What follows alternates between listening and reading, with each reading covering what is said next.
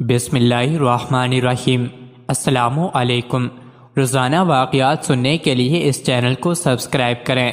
زمانہ جاہلیت میں ذباب نامی ایک شخص بت پرست تھا۔ اس کو شکار کا بہت شوق تھا۔ ذباب کے بت کا نام قراص تھا۔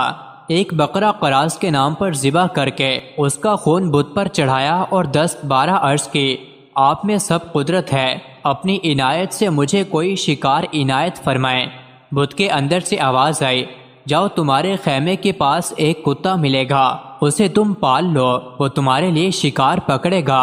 بت کے منہ سے یہ کلام سنتے ہی ذباب نے خیمے کی طرف دوڑتے ہوئے آ کر دیکھا کہ ایک سیاہ کتا کھڑا ہے۔ ذباب نے اسے پکڑا تو وہ دم ہلاتا ہوا اس کے ساتھ ہو لیا۔ ذباب نے اس کتے کا نام حیاس رکھا۔ وہ رات دن شکار کھیلنے میں مصروف ہو گئے۔ کتا جو بھی جانور شکار کرتا، پھر وہ ذباب بت کے سامنے لا کر ذبح کرتے اور خون بت پر چڑھاتے اور گوشت مہمانوں کو کھلاتے اور خود بھی کھاتے۔ تھوڑے ہی عرصے میں اس کتے نے ذباب کو مالا مال کر دیا۔ دور دور سے مہمان آتے اور بت کے ذبیحہ کو خوشی سے کھاتے، یہاں تک کہ حضور صلی اللہ علیہ وسلم مابعوث ہوئے۔ جب اس کے مکان پر ہر روز مہمان آتے تھے تو ایک دن حسب معمول ایک شخص آیا اور کہا کہ میں آج نبی کریم صلی اللہ علیہ وسلم سے قرآن سن کر آیا ہوں۔ جب اس مہمان نے سید المرسلین صلی اللہ علیہ وسلم کی کچھ باتیں کی تو خلاف عادت وہ کتا بھی کان لگا کر باتیں سننے لگا۔ جب وہ شخص باتوں سے فارغ ہوا تو ذباب کتے کو جنگل میں شکار کے لیے لے گیا۔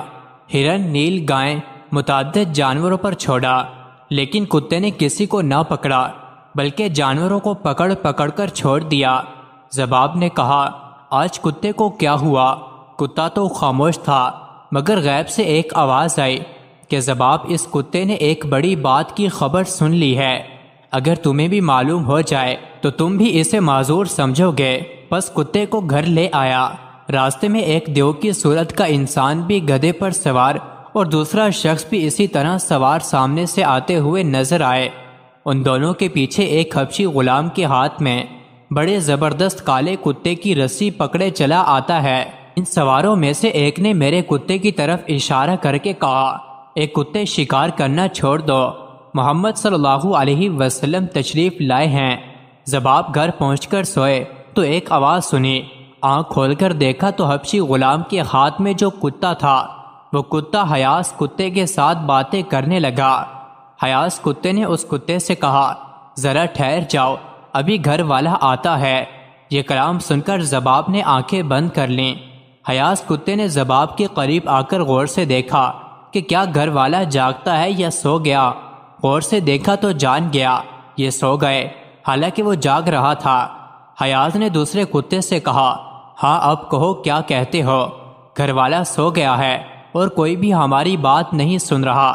کالے کتے نے کہا کہ تو نے وہ جو دو سوار دیکھے، یہ دونوں بڑے قومی سہیکل والے جن تھے، یہ وہ ہیں جو حضور اکرم صلی اللہ علیہ وسلم سے قرآن مجید سن کر مسلمان ہو چکے ہیں، اور حضور صلی اللہ علیہ وسلم نے اپنی طرف سے ان دونوں کو روئے زمین کے جنات اور شیاطین پر مسلط کر دیا ہے، جو بتوں کے اندر بولتے اور بتوں کے ذریعے سے گمراہ کرتے ہیں۔ ان کو پکڑ کر ماریں۔ مجھے تو انہوں نے پکڑ کر خوب مارا اور طرح طرح کے عذاب میں مبتلا رکھا، اور مجھ سے عہد لیا کہ اب کے بعد میں کسی بت کے اندر نہ جاؤں۔